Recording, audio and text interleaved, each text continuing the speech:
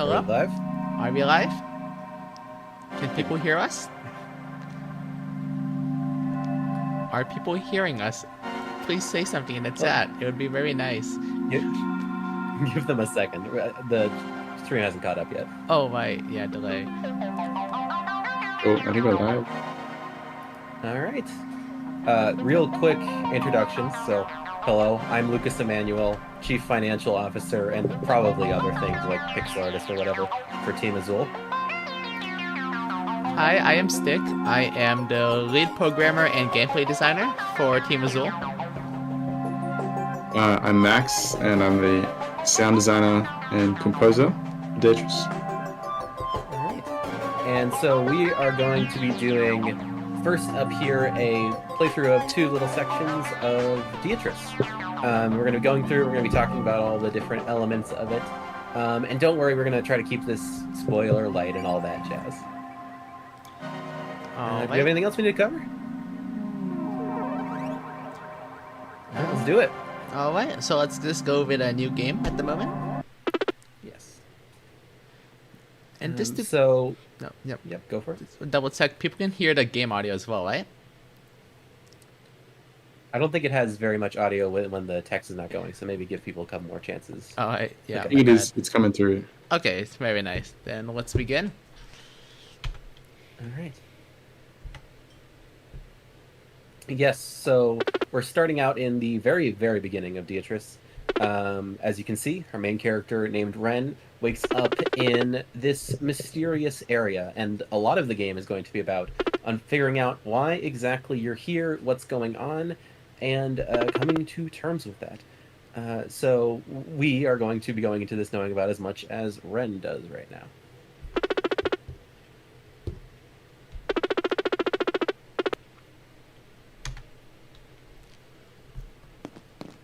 And a big focus of Deitrus is going to be on secrets and optional things that you can engage with or you cannot engage with. One very early one we have right here, actually, is you can go up into that door. It's not just decoration. And if you pop up there, wow, there's something mysterious happening here. Who's to say what's going on? But again, you'll be able to find out. See, it would be very cool if I pressed the spacebar, but I think the players deserve to do that themselves. Exactly. And this is also the first instance we're going to hear of Max, your sound design, specifically with that door, how it kind of reacts as you go up and down through it. Big old beefy door. Yeah, I'm gonna hear another awesome sound effect right now. Let me open this chest. Yeah. You can see. Plus And then 10. that's... Yes, you can see it. You've just collected 10 gears. So that's the collectible currency of the game. And they can be spent both on upgrades and also on other things that'll unlock parts of the world that you might not be able to access, which we'll check out a little bit later in the second section. But I guess let's continue onwards. Open this other chest. And then this is our first character. He needs no introduction because I'm pretty sure we spoiled him multiple times in the Twitter account. But if you haven't been paying attention, yes, this is Xanthor. It doesn't show up in this font, but the O-looking letter is in fact a 0 because robots. And this is another character that's going to be very pivotal as we go into the game. But yes, again, trying to avoid showing off too much of the story, but we'll do this little opening monologue area here. Wonderful. So we can progress into the next room. Yeah, let's do it. And this whole area almost serves as a bit of a tutorial for the game. So you're slowly but surely working your way up to the combat system, which we'll show off in a second here. But the first room, you kind of wake up. The second room, you're getting a bit more of your bearings. And we just saw the title card flash up, which is the abandoned facilities. So this is the title of the area that we're currently in. And those will appear whenever you enter a new zone.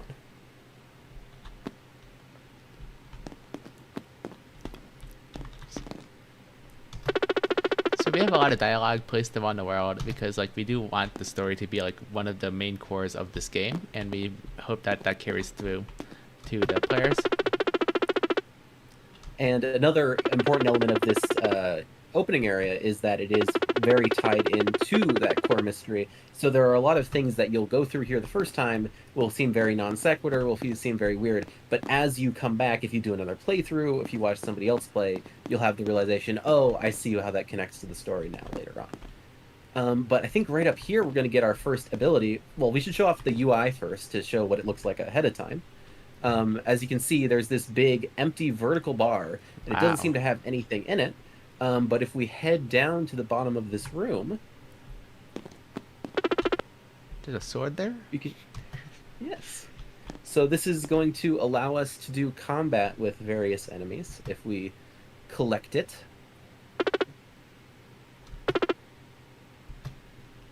And there we go. There we go. But of course, there aren't any enemies to deal combat to in this room, so we're going to have to go hunt some down, which I believe is coming up right in a second here. Alright, let's just continue moving onwards. Ah, yes, and so you can hear, as we enter this room, the first track of the game, which is the overworld theme for the abandoned facility. It's actually in that soundtrack sample that just got posted.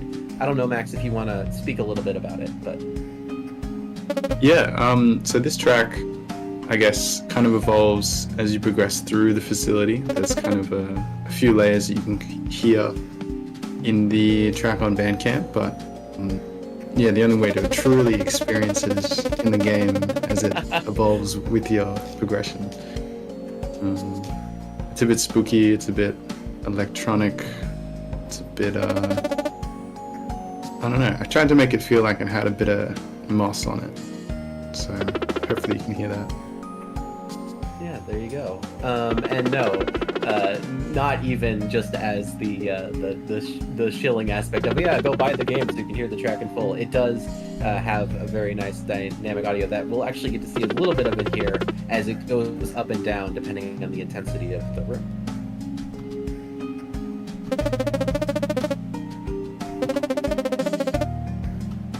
Xanther does say that it's going to do the tutorial, but we actually cut it out of this preview because we figured we just want to show off as much of the game's Azule content as possible.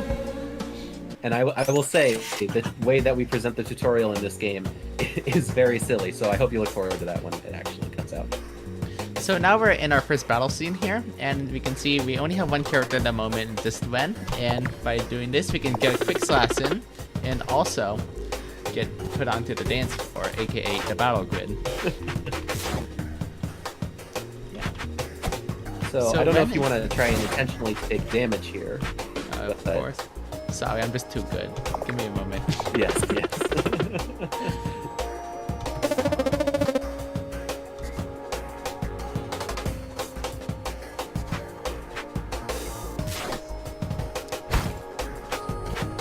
But if we pay close attention after Stick takes a bit of damage in the battle, and it might be a little subtle to see with the low number, but when we head back over to character selection, we can actually see that the character selector wheel moves slightly slower, and we tried to kind of incorporate all of this sort of visual indicators outside of the UI into all of these battles. So as the Toucan, which is the name of this enemy, gets a little bit lower on health as well, there will be a visual indicator on them.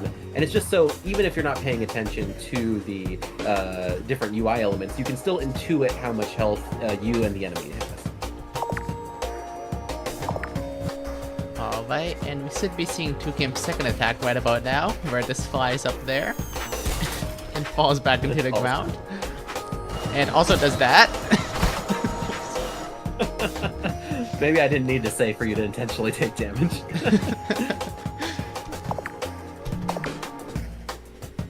But yes, it seems like this fight is going to wrap up pretty soon here.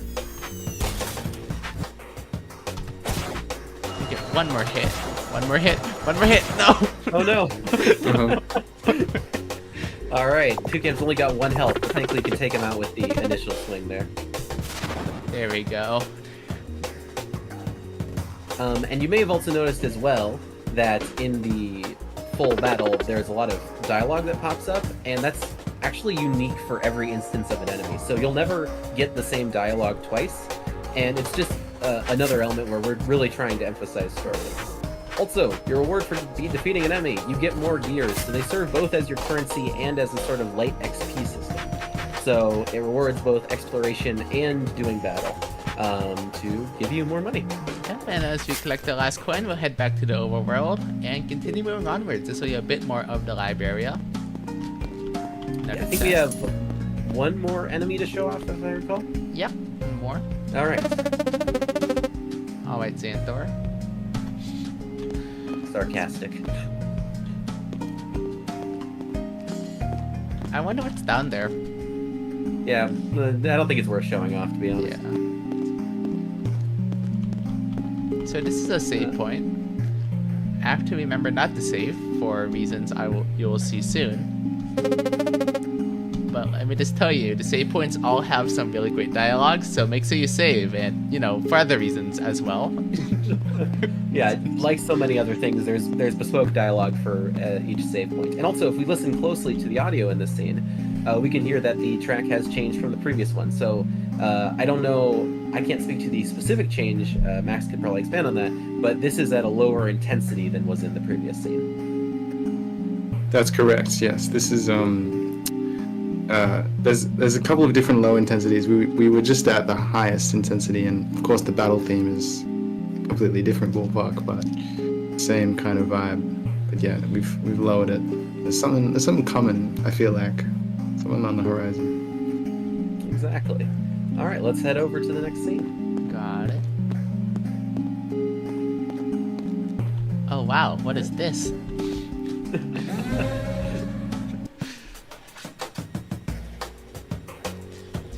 So now we've gotten into our. Sorry, you can go there ahead. You go.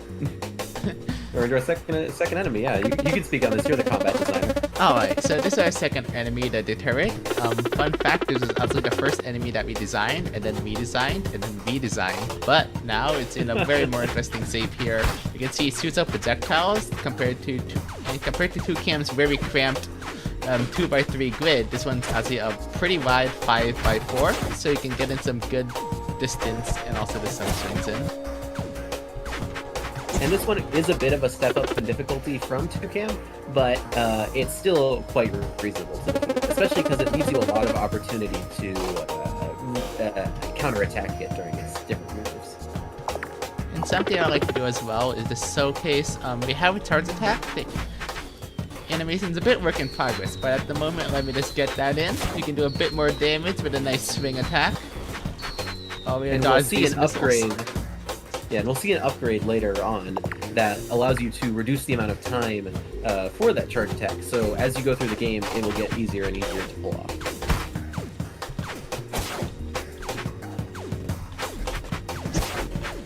Going through the turret a bit faster because we do want to show off some other content here.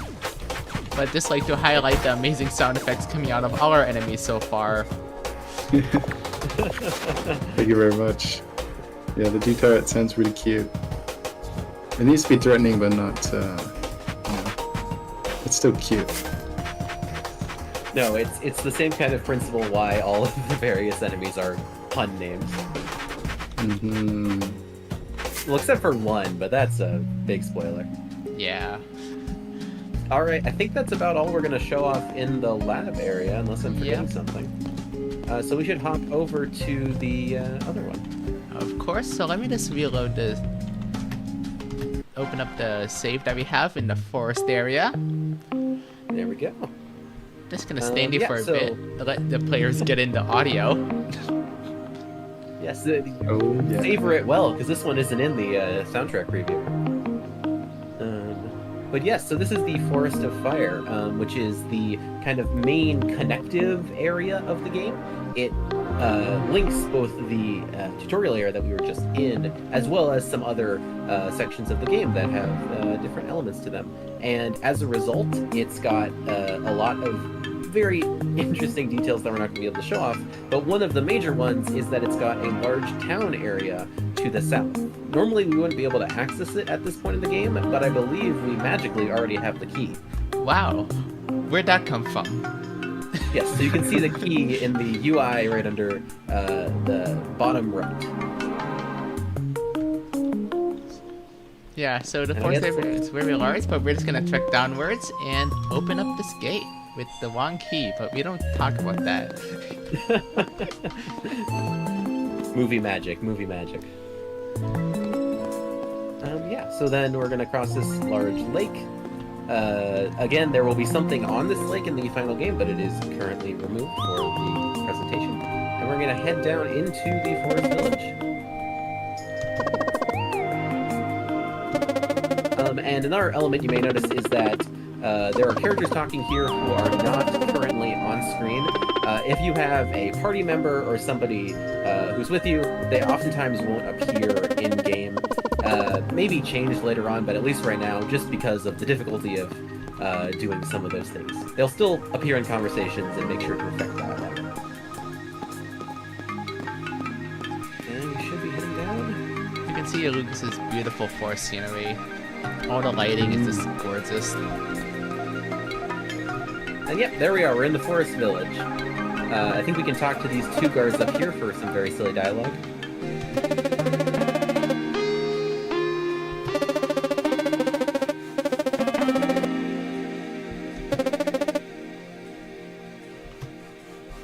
So he's a liar.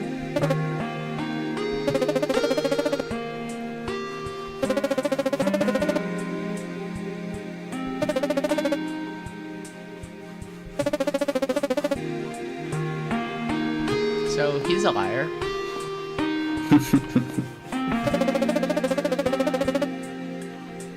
Oh.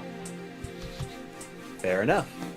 But all right, yes. So we are now in the forest village. There are a bunch of buildings in this area, various different NPCs and people you can interact with.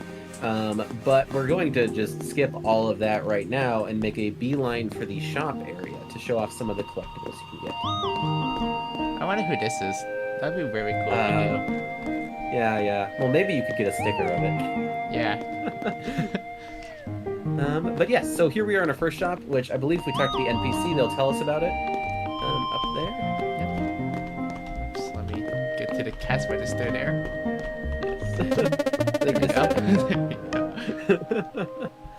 Yes, so this is the Engiatorium, which is... yeah, they'll explain it for themselves.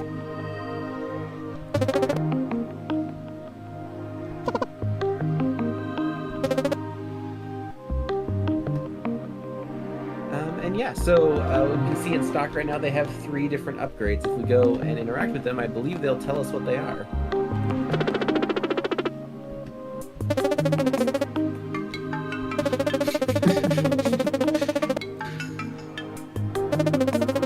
And Stick, you said before the stream you have kombucha on you right now, don't you? It's in my hands. Getting that power without even spending 30 gears. It's true. Stick is truly influencing the upgrade system of this game. So let's buy this one, because I forgot to mention before, we got a lot more money from a small investment from no one. From not at all cheating. Yeah. So let's just purchase this. And who's And the then, yes. upgrade? So whenever you buy one of these items, you can also choose which party member you want to upgrade. So right now in our party we have Ren and Chloe. And so I suppose since we've been showing off Ren this whole time, why don't we upgrade her? You got it.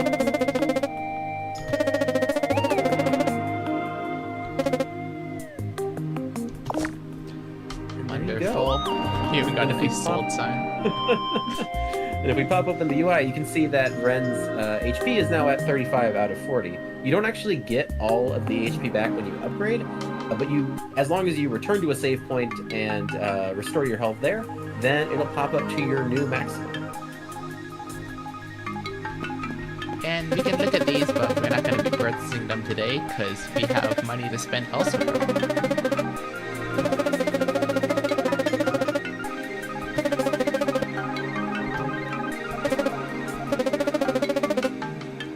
Yeah, I thought so too, Clara. Thought so too. Yes, so then the other 2 that you can see in there, the first one, as you saw, upgrades the amount of damage you do when you are slashing, and then the second one will upgrade how much time it takes for you to charge up your charge attack. Alright, I think we should enter the next shop with the key sign out front.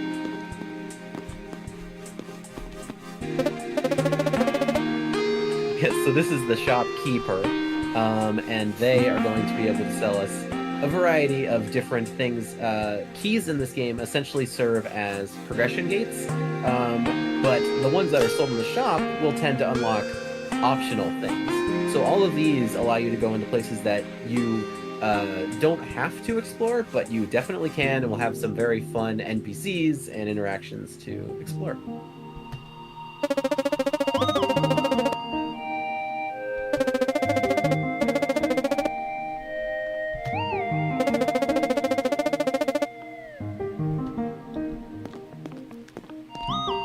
So up here we have this mysterious broken blob, and this one actually is the fast travel key. So this will allow us to get around via various fast travel gates throughout the world, and this is great if you're trying to collect collectibles that you might have missed, just get to places much faster, or anything in regards that you'd want to travel faster. I think we can buy this one. I don't know how much money we have.